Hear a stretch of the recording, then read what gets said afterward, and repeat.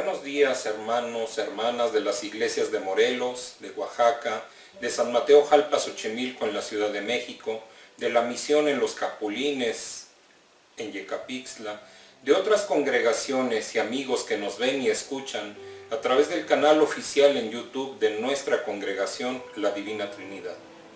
Tengo la grande bendición y gozo de estar en contacto con ustedes de manera virtual, nuevamente con nuestra escuela dominical, la cual desde la semana pasada se estará compartiendo a partir del día sábado, como ya fue informado. Pido al Señor que los siga guardando de cualquier peligro y enfermedad, y que aquellos que de alguna manera han sido tocados por el virus llamado COVID-19 o alguna otra enfermedad, que el Señor tenga misericordia de ellos y sean restablecidos completamente, y antes que todo sean salvos delante de Él. Hemos estado informando de algunos hermanos en las diferentes iglesias que han sido atacados por ese virus maligno y también por otras enfermedades e incluso accidentes.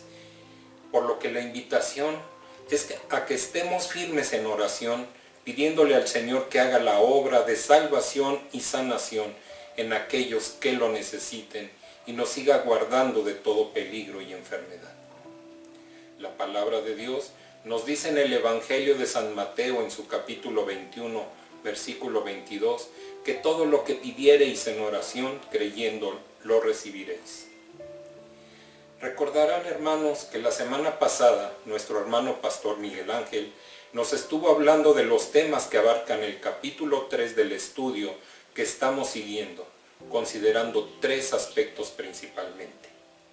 Cómo Lucas se unió a Pablo en Troas, la historia de la estadía de Pablo en Filipos y de forma general la carta de Pablo a los filipenses, la iglesia que lo apoyaba.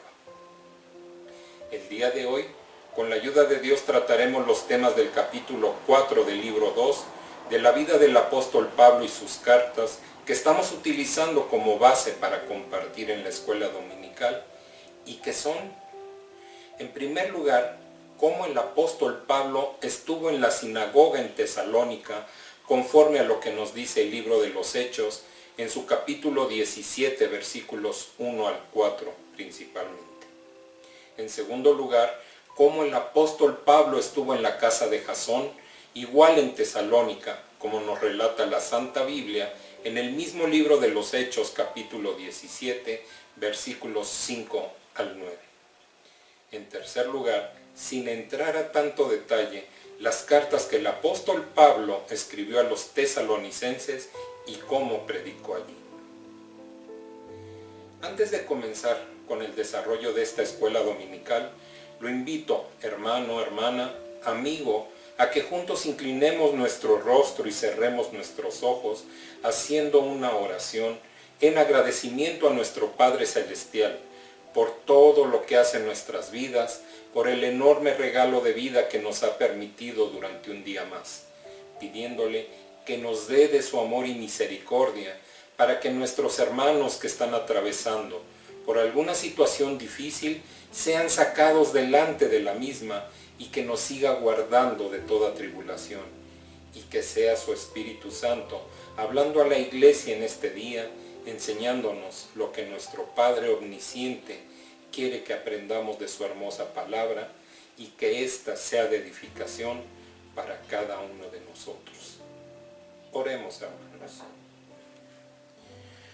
Padre de los cielos, estamos, Señor, humillándonos delante de tu presencia una vez más, en el nombre que es sobre todo nombre, en el nombre de nuestro Señor Jesucristo, a quien damos toda la gloria, honra y honor hoy y siempre. Te agradecemos, bendito Padre, por este nuevo día que tú nos has permitido de abrir nuestros ojos nuevamente. Porque tú eres bueno, Señor, y tu misericordia es para siempre, y permite, Señor, que nosotros veamos la luz de un nuevo día. Permite, Señor, que nosotros caminemos, bendito Padre, siguiendo esa luz que tú nos das, que alumbra nuestro camino y que nos conduce a la salvación y vida eterna. Te seguimos pidiendo, amado Padre, que por mis hermanos, Señor, que han sido tocados por este virus maligno del COVID-19, Que tú, Señor, los rescates, que tú los saques adelante de esa enfermedad, Señor. Que tú los traigas con bien nuevamente, Señor, delante de tu presencia. Te pedimos, Señor, también por aquellos que están padeciendo algún otro tipo de enfermedad, Señor, que seas tú con ellos. También, Señor, por aquellos que han padecido algún accidente, Señor. También, bendito Padre, que tú los guardes, o dándote gracias, Señor, que los hayas guardado en ese accidente, pero que también los estés sanando, Señor.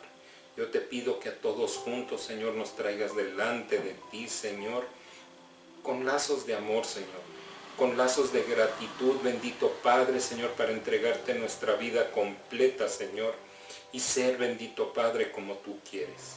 Yo te pido, Señor, que tu Espíritu Santo, Señor, sea el que hable a tu iglesia en este día, amado Padre, enseñándonos lo que tú quieres, Señor, que las palabras que habrán de ser compartidas el día de hoy, que tu palabra santa, Señor, quede grabada en lo más profundo de nuestro ser, y que nosotros, Señor, podamos no nada más ser oidores olvidadizos, sino que la pongamos por obra. Que todo, Señor, lo que tú nos digas nos invite a ser cada día más santos, a seguir el ejemplo de nuestro Señor Jesucristo y caminar conforme a tu perfecta voluntad. Yo te doy gracias, Señor, por este tiempo que tú nos permites y que tú nos escuchas, Señor, siempre, sabiendo que esto ocurre gracias a la intervención de tu Hijo amado, de nuestro Señor Jesucristo, por quien te pedimos y te agradecemos todo esto. Amén y amén. Ahora, amados hermanos, los invito a escuchar y entonar esta hermosa alabanza.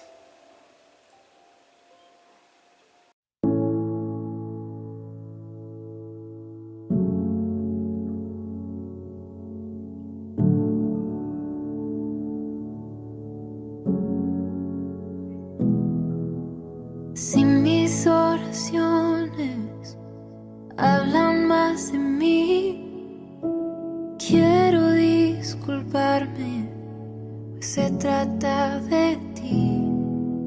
Si me he olvidado de lo que un día fui, vuelve a recordarme que nada soy sin ti. Ven y llévame a la cruz, donde solo existes tú.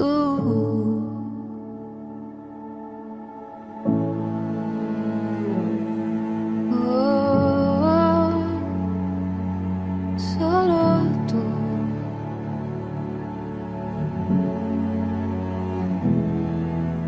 Si me gano el mundo y te pierdo a ti, de nada me vale, tú eres mi vivir, eres mi tesoro, eres mi existir.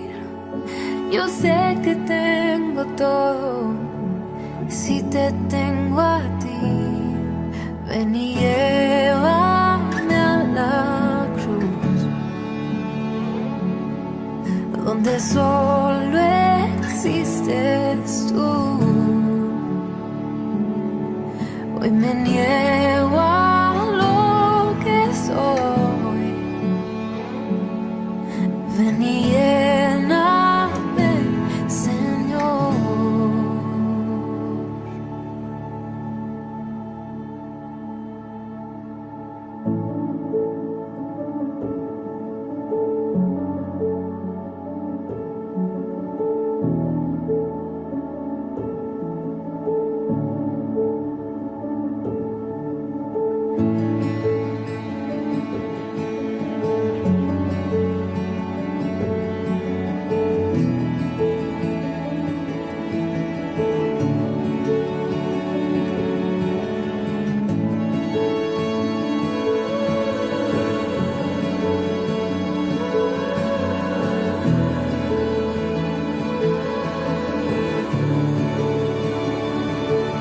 Ven y llena nuestro corazón ven y llena nuestro corazón, ven y llena nuestro corazón, Jesús.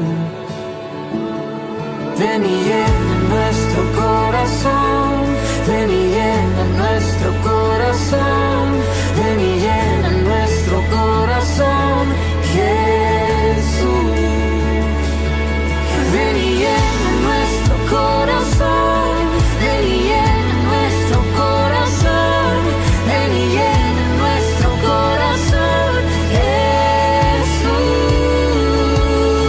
Ven y llena nuestro corazón, ven y llena nuestro corazón, ven y llena nuestro corazón, Jesús.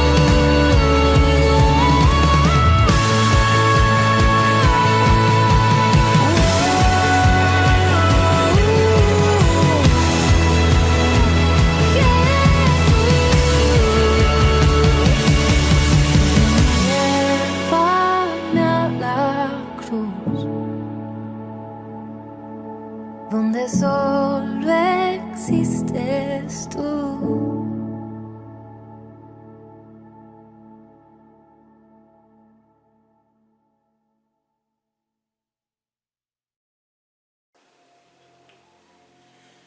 Como vimos hace unos minutos, hermanos, el primer punto que veremos el día de hoy se refiere a cómo el apóstol Pablo estuvo en la sinagoga en Tesalónica, conforme a lo que nos dice el libro de los Hechos, en su capítulo 17, versículos 1 al 4, a los cuales los invito a acompañarme en su lectura. Hechos 17, 1 al 4. Pasando por Anfípolis y Apolonia, llegaron a Tesalónica, donde había una sinagoga de los judíos, y Pablo, como acostumbraba, fue a ellos y por 3 días de reposo discutió con ellos, declarando y exponiendo por medio de las Escrituras que era necesario que el Cristo padeciese y resucitase de los muertos, y que Jesús, a quien yo os anuncio, decía él, es el Cristo. Y algunos de ellos creyeron y se juntaron con Pablo y con Silas, y de los griegos piadosos gran número, y mujeres nobles no pocas.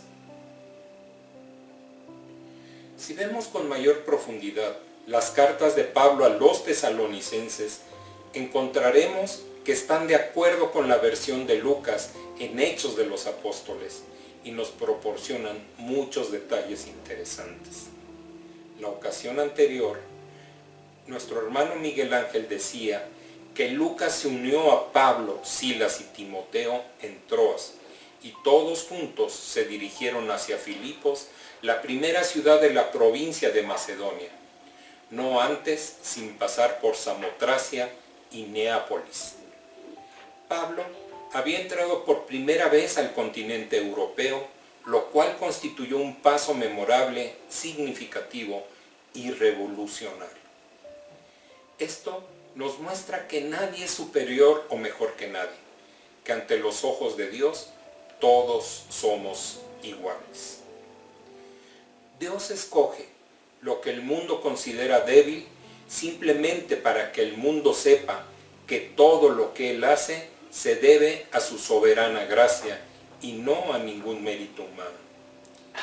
Y le damos gracias a nuestro Padre por enviar el Evangelio a Europa para que posteriormente fuera llevado por grandes misioneros hacia América del Norte, Centro y Sudamérica, y así seguir hasta que, como dice su palabra, se forme una hipérbole, se cierre el círculo cuando su palabra sea predicada nuevamente en Jerusalén.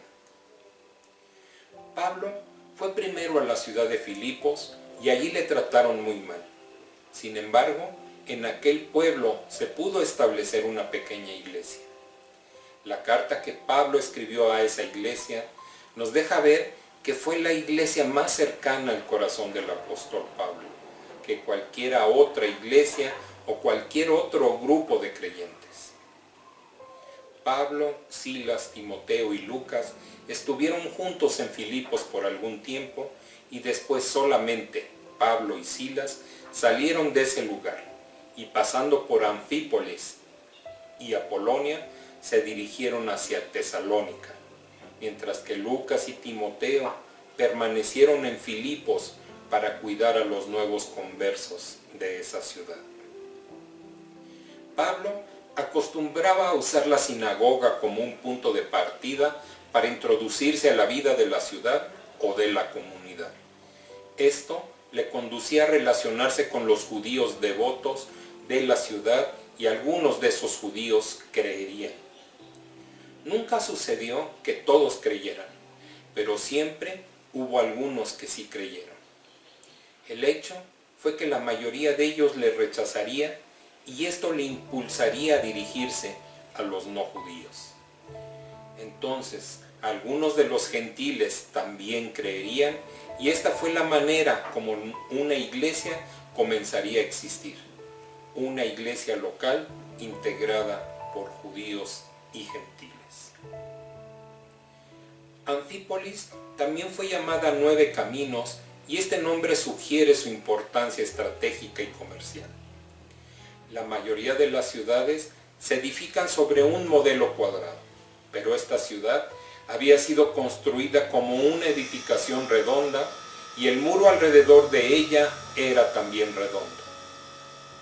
Anfípolis era un punto importante en la Vía Ignacia, un camino romano que era la vía pública prominente que pasaba por aquella región. Esta sería la carretera utilizada por el ejército romano y por esta ruta viajaban también los comerciantes y Apolonia era otro pueblo importante en esta misma Vía Ignacia.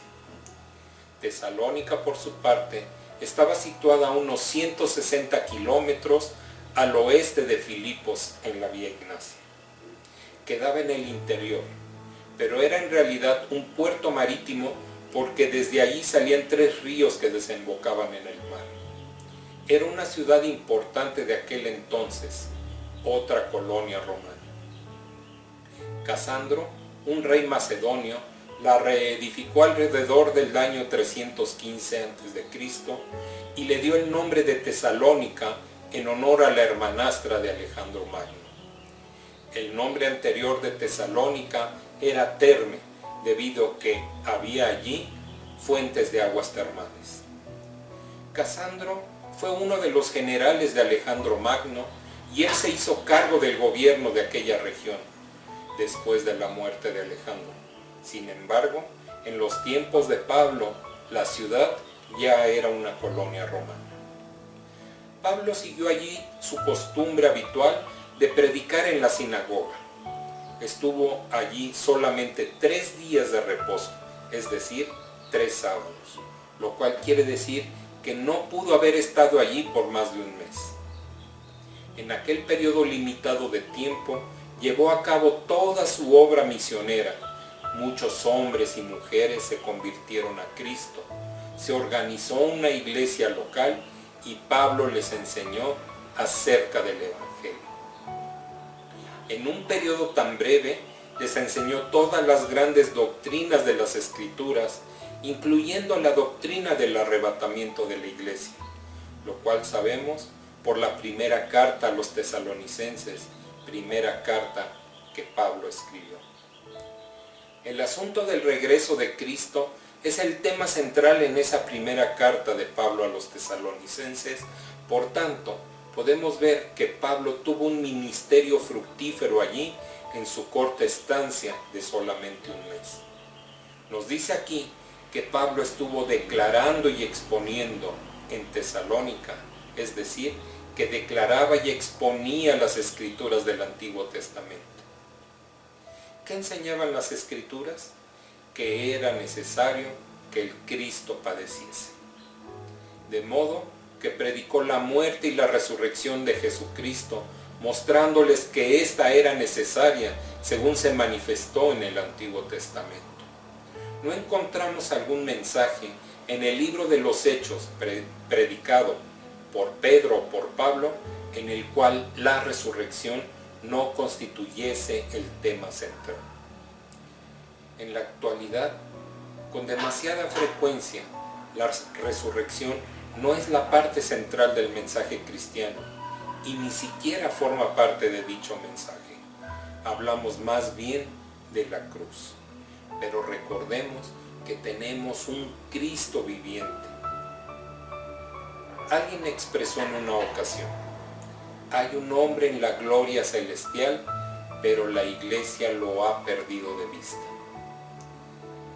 En este mismo momento, en este mismo instante, nuestro Señor Jesucristo está a la derecha de Dios, y eso tiene muchísima importancia.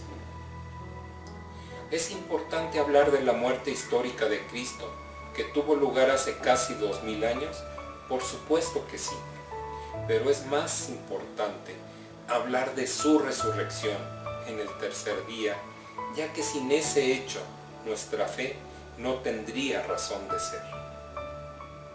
La primera carta a los Corintios, en su capítulo 15, versículos 13 al 17, nos dice: porque si no hay resurrección de muertos, tampoco Cristo resucitó. Y si Cristo no resucitó, vana es entonces nuestra predicación, vana es también vuestra fe, y somos hallados falsos testigos de Dios, porque hemos testificado de Dios que Él resucitó a Cristo, al cual no resucitó, si en verdad los muertos no resucitan. Porque si los muertos no resucitan, tampoco Cristo resucitó. Y si Cristo no resucitó, vuestra fe es vana. Aún estáis en vuestros pecados. Todo sermón debe hacer mención de la resurrección de Cristo en alguna parte.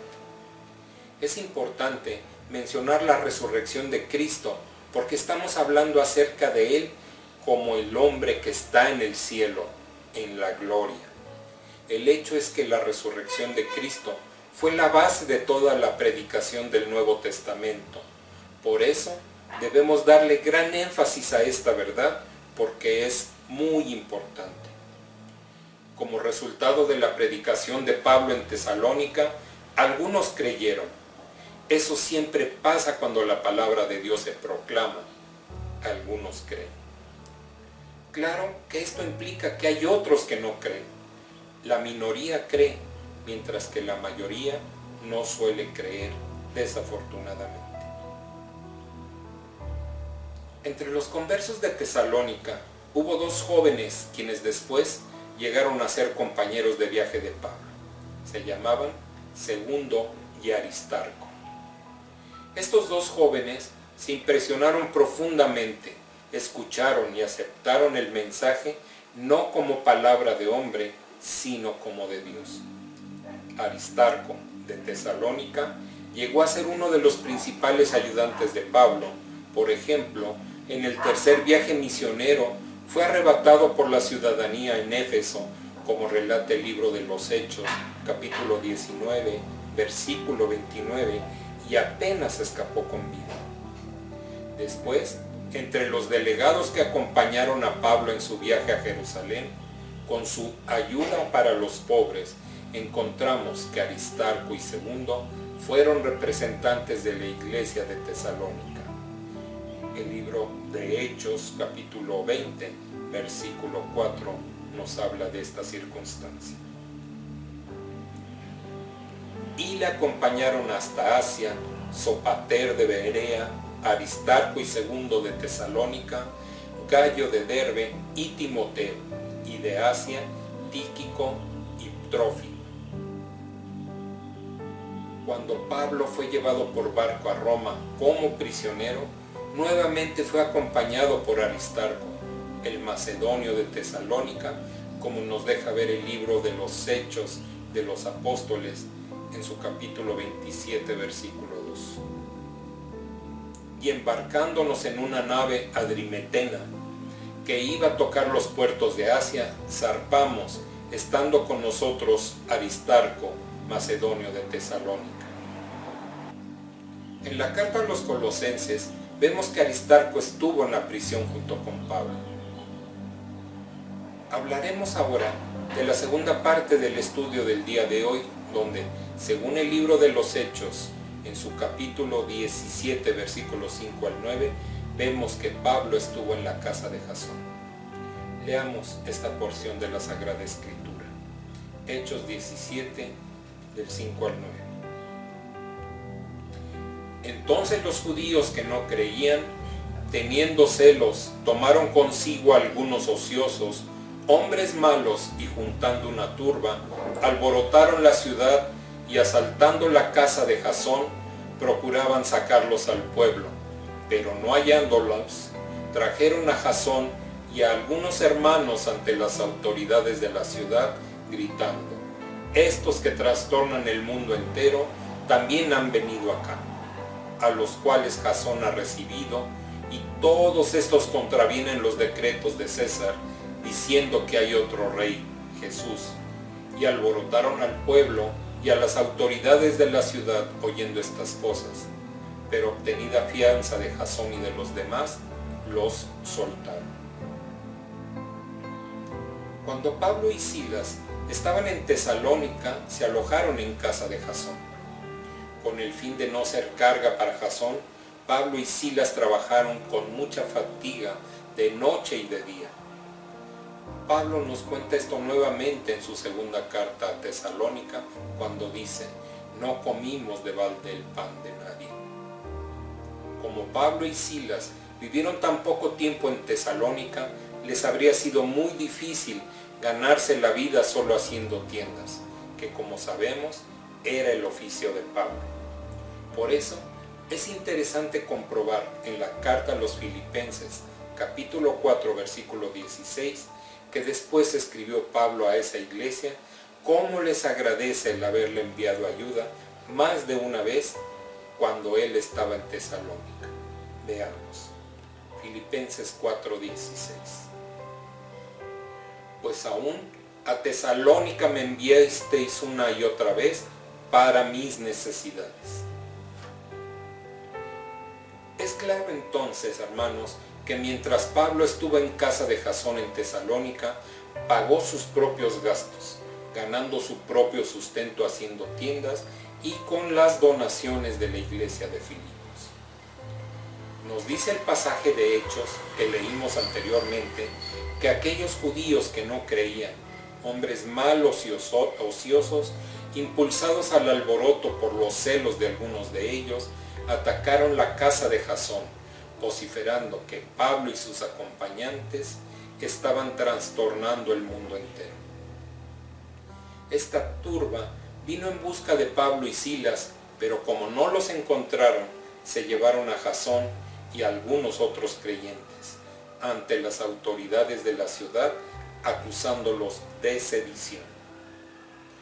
De su primera carta a los tesalonicenses, capítulo 2, versículo 12, podemos observar que Pablo les había enseñado acerca del reino de Dios, de modo que ahora la turba acusaba a Pablo de tratar de instalar a otro rey llamado Jesús en oposición al emperador romano, como se ve en el libro de los Hechos 17, versículo 7.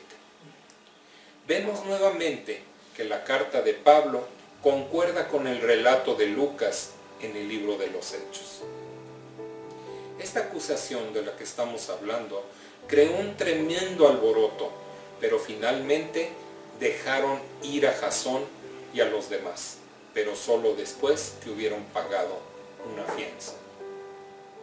No consideremos las palabras trastornan el mundo entero como un recurso de oratoria o como una hipérbole o exageración.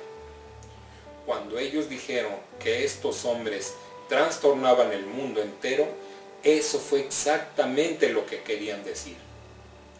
Cuando el cristianismo penetró en aquel viejo imperio romano, causó una verdadera revolución, produjo un gran impacto.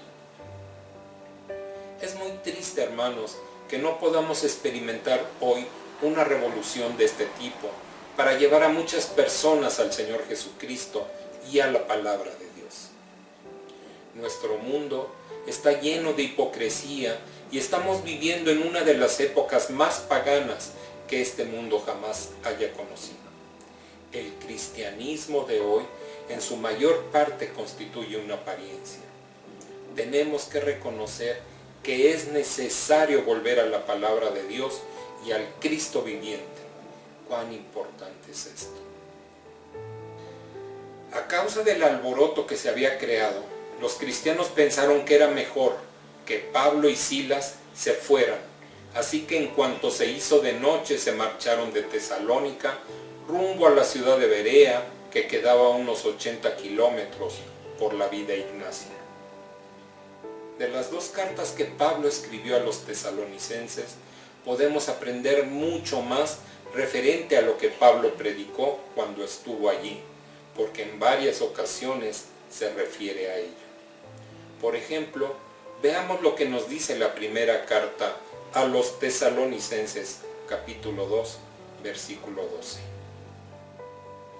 Y os encargábamos que anduvieseis como es digno de Dios, que os llamó a su reino y gloria. Este versículo nos deja ver que Pablo los instó a vivir una vida conforme a la voluntad de Dios, glorificando y honrando su bendito nombre. Me gustaría, hermanos, compartirles 3 pasajes de la primera carta a los tesalonicenses que nos deja ver la clase de vida que es agradable a Dios de acuerdo con lo que les predicó Pablo. El primer pasaje está en Primera de Tesalonicenses 3, versículos 3 y 4. A fin de que nadie se inquiete por estas tribulaciones, porque vosotros mismos sabéis que para esto estamos puestos, porque también estando con vosotros os predecíamos que íbamos a pasar tribulaciones, como ha acontecido, y sabéis. El segundo lo encontramos en esa misma primera carta a los tesalonicenses, capítulo 4, versículos 2 al 8. Porque ya sabéis que instrucciones os dimos por el Señor Jesús, pues la voluntad de Dios es vuestra santificación, que os apartéis de fornicación, que cada uno de vosotros sepa tener su propia esposa en santidad y honor, no en pasión de concupiscencia como los gentiles que no conocen a Dios. Que ninguno agravie ni engañe en nada a su hermano, porque el Señor es vengador de todo esto, como ya os hemos dicho y testificado. Pues no nos ha llamado Dios a inmundicia, sino a santificación. Así que el que desecha esto, no desecha a hombre, sino a Dios, que también nos dio su Espíritu Santo. El tercer pasaje está en la misma primera carta, en su capítulo 4, versículo 11. Y que procuréis tener tranquilidad y ocuparos en vuestros negocios y trabajar con vuestras manos de la manera que os hemos mandado. Con respecto a la vida de ellos, encontramos que Pablo les dio algunos mandamientos a los tesalonicenses. Recordemos que nuestro Señor Jesucristo también dio mandamientos. Algunos de estos fueron nuevos mandamientos. Hay que hacer una aclaración importante en este momento, hermanos. Los 10 mandamientos no tienen parte en la salvación del pecador, no son la norma para la conducta cristiana. El propósito de los 10 mandamientos es tomarnos de la mano, como un pedagogo tomaba al niño por la mano, para conducirnos a la cruz y decirnos: necesitas un Salvador. Los 10 mandamientos son como un espejo que nos permite ver que somos pecadores. No fueron dados para salvarnos, fueron dados para mostrarnos que somos pecadores y que necesitamos un Salvador. Ese es su propósito. Sin embargo, hay mandamientos para los cristianos y la norma para la conducta cristiana que ellos establecen está en un nivel mucho más alto que los 10 mandamientos. En el capítulo 5 de esta primera carta a los tesalonicenses encontramos 22 mandamientos para creyentes. Lo doy solo como referencia. Puede surgir una pregunta. Si un individuo no puede cumplir u obedecer los 10 mandamientos, ¿cómo puede entonces obedecer mandamientos de un nivel más elevado? La Biblia dejó bien en claro que el ser humano no era capaz de obedecer los 10 mandamientos. La nación de Israel infringió estos mandamientos, como el apóstol Pedro mismo confesó, y en los Hechos, capítulo 15, versículos 7, 10 y 11, podemos leer lo siguiente. Y después de mucha discusión, Pedro se levantó y les dijo: varones hermanos, vosotros sabéis, como ya hace algún tiempo, que Dios escogió que los gentiles oyesen por mi boca la palabra del Evangelio y creyesen. Ahora pues, ¿por qué tentáis a Dios poniendo sobre la cerviz de los discípulos un yugo que ni nuestros padres ni nosotros hemos podido llevar? Antes creemos que por la gracia del Señor Jesús seremos salvos, de igual modo que ellos. Ahora, hermanos, si no podemos obedecer los 10 mandamientos, ¿cómo vamos a obedecer mandamientos más elevados de conducta cristiana? El hombre no puede hacerlo por sí mismo. Esto solo puede ser logrado por medio del poder del Espíritu Santo que habita en el verdadero creyente. Alrededor de estos tesalonicenses cristianos se encontraban los paganos que combinaban el sexo con la religión. El sexo era una religión entre los griegos. Uno podía ir a Corinto y comprobarlo, pero en realidad no era necesario ir a Corinto, pues uno podía encontrarlo precisamente en Tesalónica. Pablo dijo que teníamos que vivir una vida que honrara al Evangelio. El ver una vida disoluta, licenciosa en cristianos, traería desprestigio al Evangelio. Si ese caso se diera en la realidad, tales personas no estarían viviendo para Dios o sirviendo a Dios. Uno no puede servir a Dios y vivir en el pecado. Él no acepta esa situación. De modo que, al predicar, Pablo tenía un solo propósito: agradar a Dios y decir solamente lo que Dios quería antes que tratar de agradar a los hombres. Esto significó que Pablo pudo evitar muchas de las trampas en las cuales caen tantos predicadores hoy en día. La primera carta a los tesalonicenses, en su capítulo 2, versículos 3 al 7, nos deja ver cuáles son esas trampas para los predicadores y para el vivir cristiano. Algunas de estas trampas son tratar de engañar a la gente mediante artimañas para entrar al reino, agradar a los hombres con nuestro propio ingenio, atraerlos con palabras exageradamente bonitas, ser motivado por la avaricia, buscar sacar beneficio económico de los creyentes, buscar adulación, que la gloria sea para uno y no para Dios, carecer de ternura.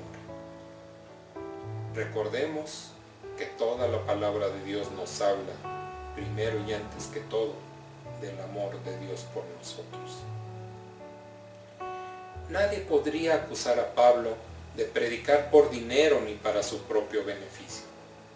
Pablo podía predicar en el poder del Espíritu Santo porque su predicación estaba respaldada por una manera de vivir que era consecuente con su mensaje y con el de Jesús su Maestro. De esta manera, Pablo no predicaba para vivir a expensas de sus seguidores, sino más bien para servirlos humildemente, tal como lo hizo Jesús.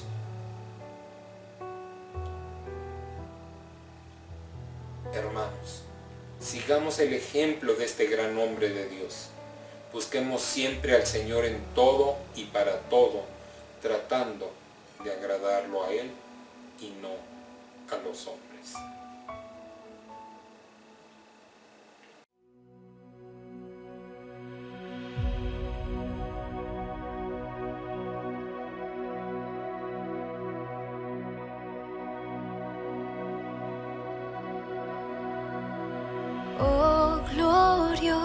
esa cruz, donde en mi lugar, con sangre y dolor, el Hijo murió en soledad.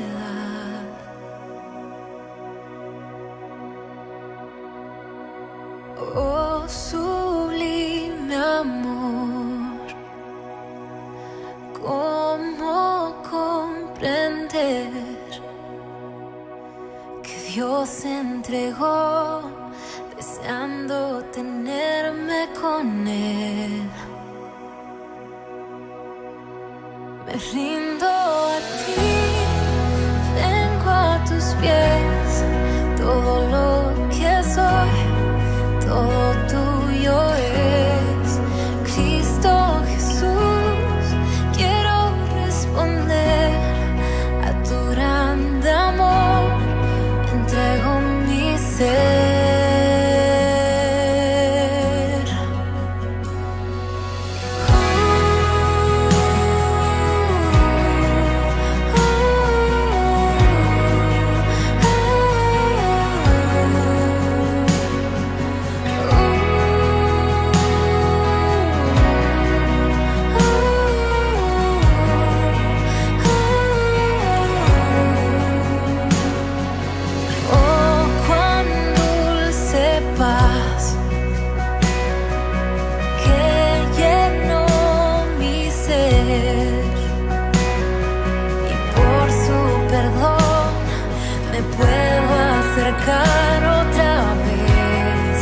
Otra vez, me rindo a ti, vengo a tus pies, todo lo que soy, todo tuyo es. Cristo Jesús, quiero responder a tu grande amor, entrego mi ser. Me rindo a ti, vengo a tus pies, todo lo que soy, todo tuyo es. Cristo Jesús, quiero responder a tu grande amor, entrego mi ser.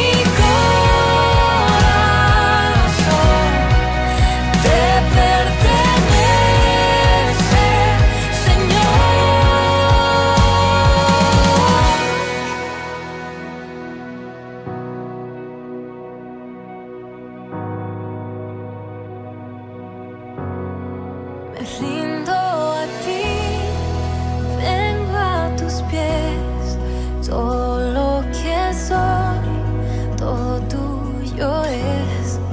Cristo Jesús, quiero responder a tu grande amor, entrego mi ser.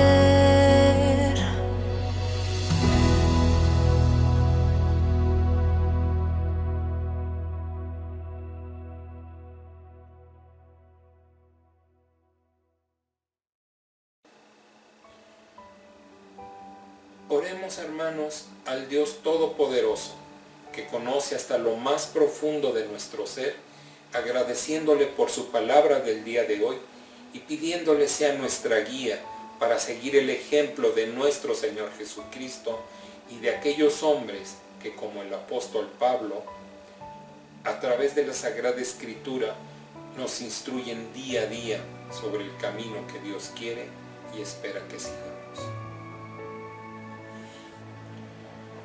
Padre eterno, glorioso sea tu nombre, bendito Dios. Estamos aquí, Señor, delante de tu presencia nuevamente, para agradecerte, Señor, por este tiempo que tú nos has permitido. Por la palabra, bendito Dios, que fue compartida el día de hoy, esperando, bendito Padre, que tú permitas que quede grabada en lo más profundo de nosotros. Que nosotros, bendito Padre, podamos ser edificados a través de la misma. Que la pongamos por obra. Que no nos quedemos en ese marasmo, que no nos quedemos en esa pasividad, sino que seamos verdaderos hombres tuyos. Que sigamos el ejemplo principalmente de nuestro Señor Jesucristo, pero también de aquellos hombres que han sido llenos de tu Espíritu Santo, y que como ellos, Señor, busquemos esa llenura en nuestras vidas para que nosotros, Señor, podamos cumplir con el propósito que tú has establecido para cada uno de nosotros. Te doy gracias, Señor, por el cuidado que has tenido de cada uno de nosotros, por el tiempo que tú has permitido a mis hermanos estar atentos, Señor, a esta palabra que ha sido compartida el día de hoy. Yo te doy gracias, Señor, porque nada ocurriría si no es por tu perfecta voluntad, porque tú pones en cada uno de nosotros el querer como el hacer por tu buena voluntad. Que sigamos, Señor, buscando alcanzar la santidad que tú quieres y esperas que tengamos. Que nosotros, Señor, podamos poner la mira en el autor y consumador de la fe, para seguir, Señor, ese ejemplo que Él nos dejó en su paso terrenal, siguiendo la luz que alumbra nuestro camino. Nos dice que tu palabra es lumbrera nuestro camino. Permite que la tomemos siempre, Señor, que nosotros podamos tener ese avivamiento en nuestro ser para que podamos estar cada vez más cerca de ti.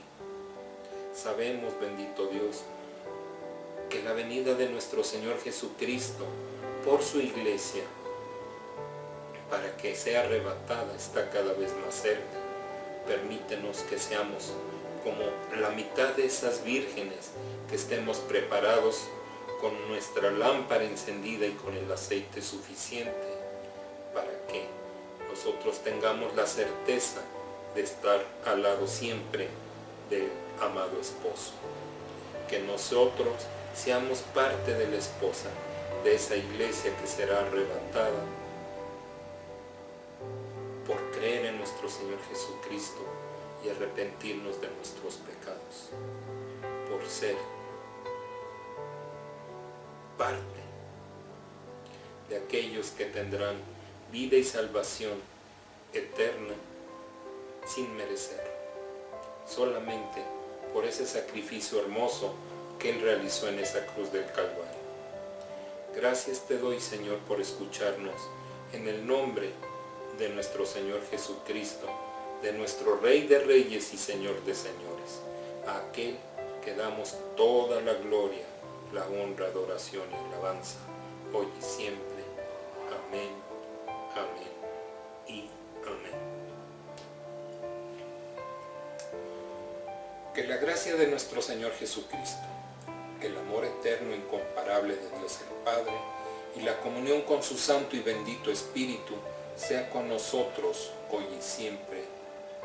Amén y amén. Los sigo invitando, hermanos, a suscribirse a nuestro canal oficial en YouTube, así como seguir nuestras publicaciones en Facebook. Les he dicho, y con gozo vemos que ahí vamos poco a poco incrementando el número de nuestros suscriptores. Que el Señor les bendiga. Hasta la próxima.